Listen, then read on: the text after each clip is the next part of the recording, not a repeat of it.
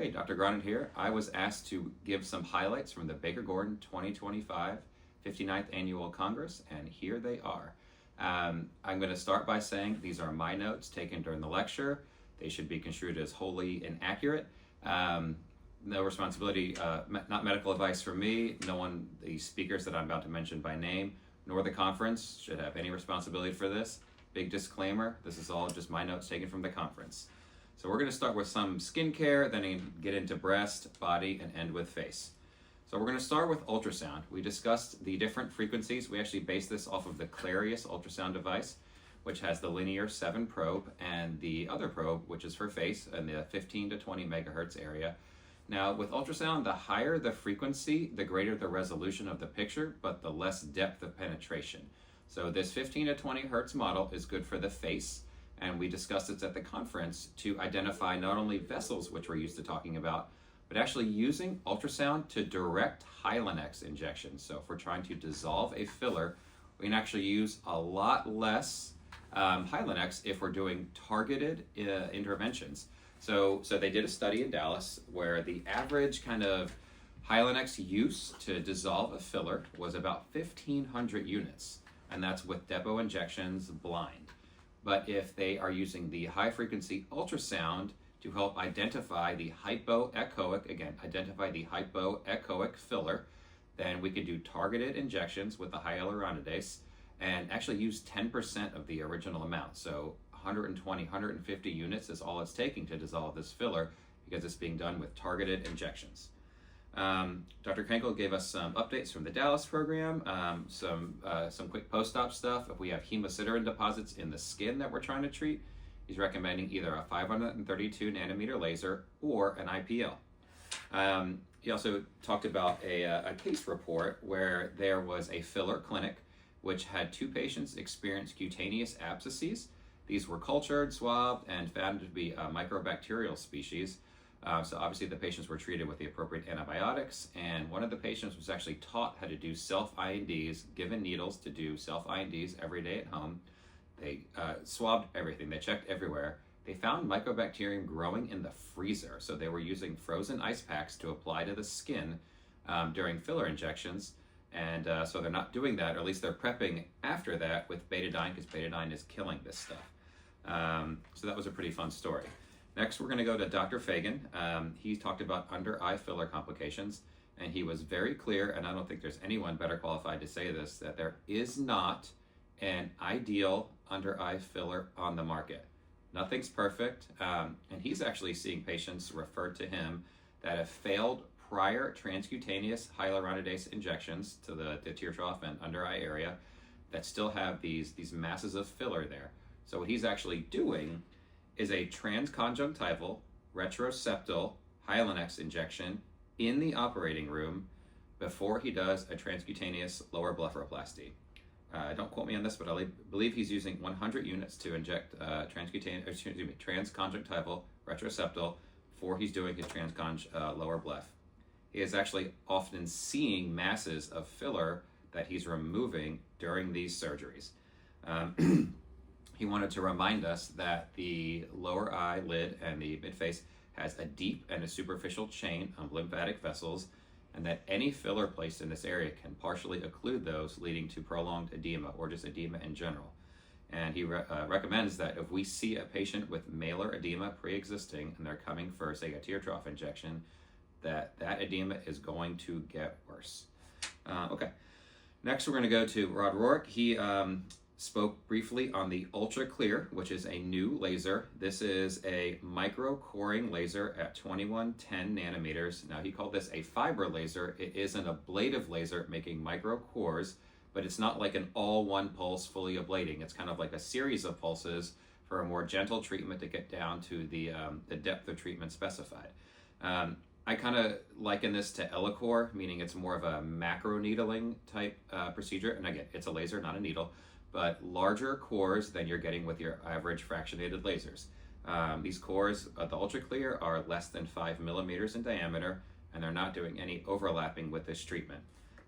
They're using a topical anesthetic as well as nerve blocks to do this, and noticing that it's actually a shorter recovery time than they were experiencing with their erbium lasers. All right, now let's get into the breast section. We're going to start with Holly Wall, who did a live augpexy surgery. Now, what I gained from hers is very interesting. She enters, now she was making a mastopexy type incision to start, so not like a small IMF incision, but even I think she does this with her IMFs, is that she's going right into the breast meridian, into the muscle. She's not going laterally. She's not starting laterally at the lateral pec border to get into that submuscular plane. She's staying in the meridian in order to preserve as much soft tissue laterally as possible to prevent lateralization of the implant. So not gaining access to the submuscular pocket laterally, but more so along the breast meridian. Another thing she was mentioning, we talked about the new Motiva implants. There's going to be a lot of pre-pec talk here in a second. In her experience, she is preferring the ergonomics, or the thinner shell, softer gel implant from Motiva in the pre-pectoral plane for its more natural appearance. So recommending that over the traditional smooth silk. All right, let's go to the northern neighbor, Frank Lista. He really is doing a ton of subfascial breast augmentations now. He's really liking this for heavier patients, grade 1 or grade 2 ptosis. Even for tuberous breast, this is his preferred approach. He is also, like Dr. Wall, under dissecting laterally, but he's also over dissecting a little bit superiorly to prevent a step-off deformity.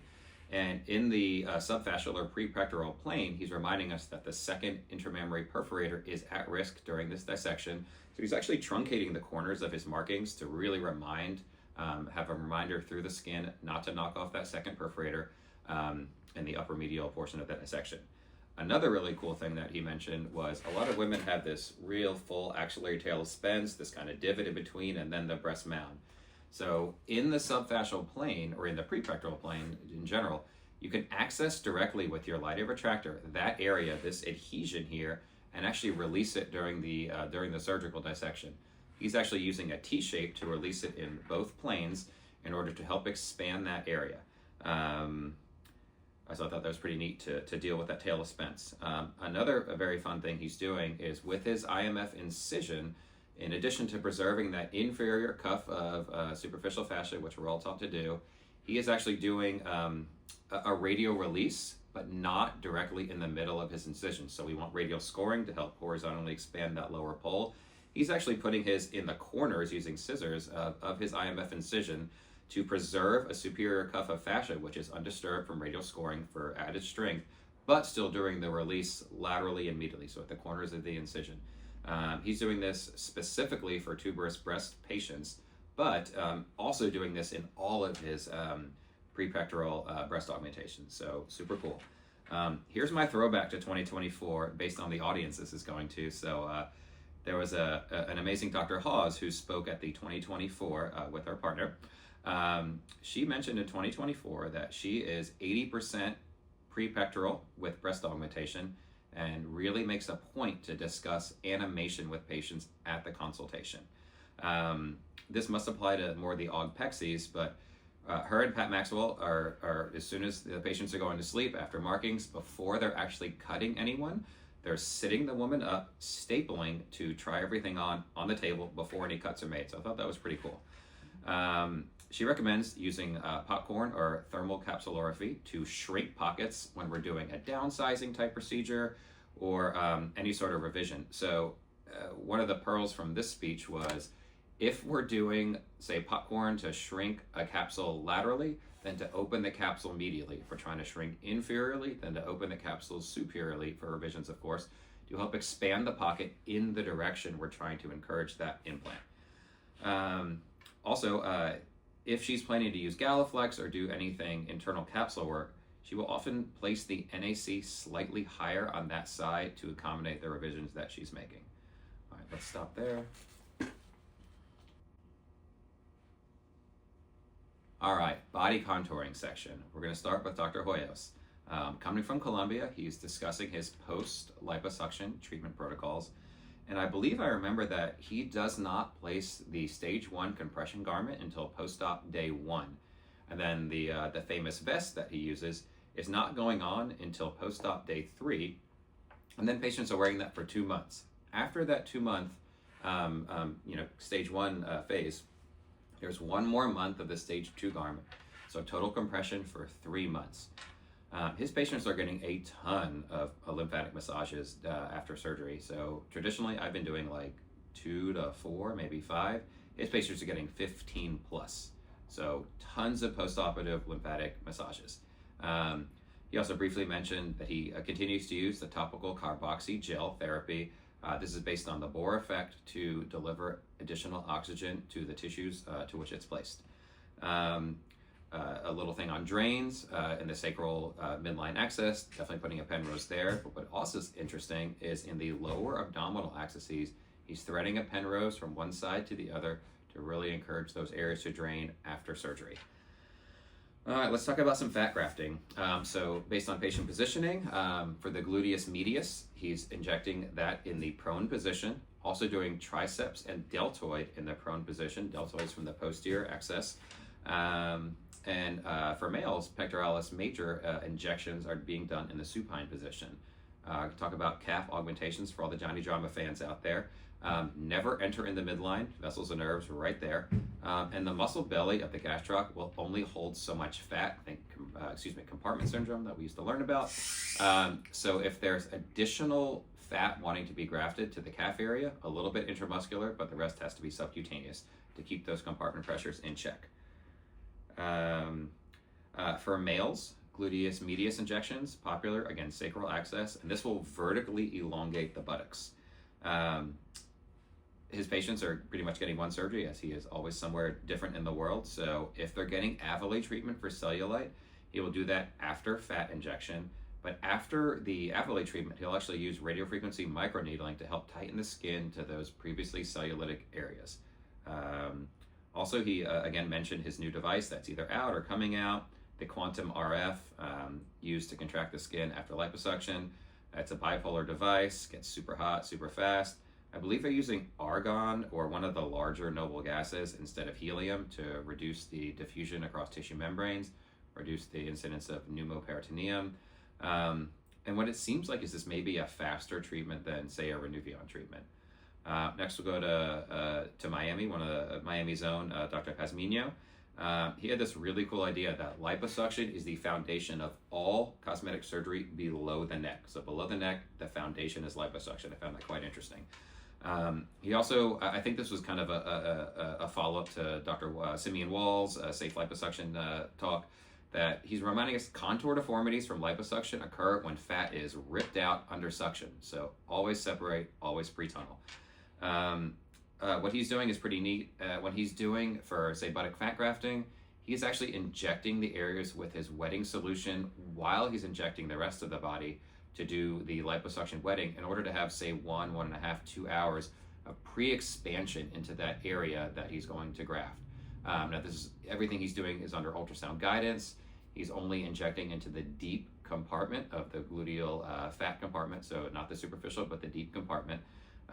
This pre-expansion is something Gavami's talked about in the past in the triangle of danger with his buttock augmentation. So pre-expand for a little while before we do our fat injection. Pazmiño was talking about CME. I'm probably going to butcher this, but static infiltration, migration, equalization, probably what that stands for. They were trying to spell Simeon, but too many letters. So this is him using ultrasound guidance to visualize the deep compartment in the buttocks and direct all fat injections into that area. Now, static injection, meaning it's a bolus injection, but they're seeing that it's diffusing throughout that compartment with the help of mechanical equalization to spread out. So what looks bumpy at first not only spreads out naturally, but spreads out with equalization. All right, let's do to our little rhinoplasty section. I can do more of this in the future. Aaron Cousins from Newport Beach he did a live, or brought us through, no, he did a live kind of hybrid open preservation rhinoplasty. This is for deviated nose. His septal extension graft is interesting. It must be a Southern California thing because it's a taco graft, meaning a tri-laminate. So instead of just the traditional single midline or off to midline septal extension, that he's actually taking 2 pieces of cartilage, wrapping it around the septum to make a tri-laminate construct. And he's actually not attaching all of the domes. He's not trying to make too many attachments from the tip to this taco septal extension graft in order to preserve some mobility. Another interesting thing that he's doing is if there's like flaring of the medial coronal foot plates, he's adding a second columellar strut graft, caudal to the taco graft, to help control those, again, caudal to the sepal extension, second columellar strut, in order to control the flared foot plates. Another thing he's doing is managing Patengi's ligament during his open dissection, and probably with the closed too. But before he's transecting this ligament, he's tagging either side of it with a 6-0 proline so that he may reconnect this in the future, or at the end of the case. So this is not traditionally described in the traditional Dallas rhinoplasty, but there's more of a push towards dead space closure, and repairing of the Patengi ligament is really, really closing down that dead space. Okay, let's go to face. So Dr. Stuzen gave a great talk and actually did the first live surgery of the meeting. He's talking about facial aging, and in addition to everything he's already told us about radial expansion, retaining ligaments, fat compartment transitions, all that thing, the face vertically elongates with age. It loses angularity. So that's kind of one of the things that he just talked about as far as the initial evaluation. With his subcutaneous dissection, as soon as it gets easy, you're done. As soon as you go middle to malar, superficial fat compartment, you're done with that portion of the dissection. His goal in facelifting is to restore malar fullness and recreate a submalar hollow. His anchoring of his SMAS flaps, he always rolls the top of the flap in and before anchoring it, but he will use a combination of both Mersaline and Vicryl to smooth that. He will defat the anterior portion of the submental axis to help that contour better with the rest of the axis. And he will actually place 5 quilting sutures, kind of those hemostatic net sutures per side. Another way to deal with dead space that we discussed and actually saw live was by Dr. Rizek using Artis, which is like a tissue glue, in the neck flap. It's a combination of fibrinogen and fibrin, spraying it on each side and the neck, only 4 cc's per side, setting it manually with his hands for 90 seconds, exactly where he wants the skin. Now, he's not seeing any prolonged induration or anything from this because it actually dissolves within about a week. Dr. Aston gave a keynote speech this year. He talked about how he will oftentimes do a lateral subcutaneous temporal brow lift at the completion of his facelift surgery. This was commented also by Sam Risk, where he likes to do the subcutaneous brow lift after the facelift to reduce crowding and bunching of our temporal incisions there. So the way Dr. Aston does this is makes his incision about the length of a brow, up to 5 centimeters long, always staying at least 2 centimeters from the midline. He's injecting subcutaneous, 20 minutes before getting started, and then a second time immediately before he starts his pre-tunneling, which he's using a cannula for. So 2 injections, subcutaneous pre-tunneling, and then the subcutaneous brow lift. And in contrast to some of the papers that are easy to find on this technique, he's actually doing a deep closure with 4-0 Vicryl, and some of these are described as just single layer closure. So Dr. Aston is using a 2-layer closure for his anterior sub-Q brow lift. Bentley came to discuss how he counts 8 layers in the face as opposed to our traditional 5 layers of the face. So if we pinch our face, that is essentially pinching his layers 1 through 3, whereas layer 4 is both the mobile glide plane and the fixation plane. When he's doing his neck dissections, he's leaving 4 millimeters of fat on the skin and 2 to 3 down on the platysma. Bentley is either excising digastrics, or if he doesn't want to do that partial excision, or he's recommending that we consider using Kenalog 10 to help atrophy these muscles if we don't want to cut them. He enjoys securing his platysma all the way up to the ear canal to really get a nice pull on that muscular layer, which I guess is layer probably 3 for him. And he always likes to secure the face before the neck. All right, well, that is my rundown. I hope you guys enjoyed that. 59th annual Baker Gordon. We hope that next year will not be the conclusion that it is advertised to be. So thanks for tuning in.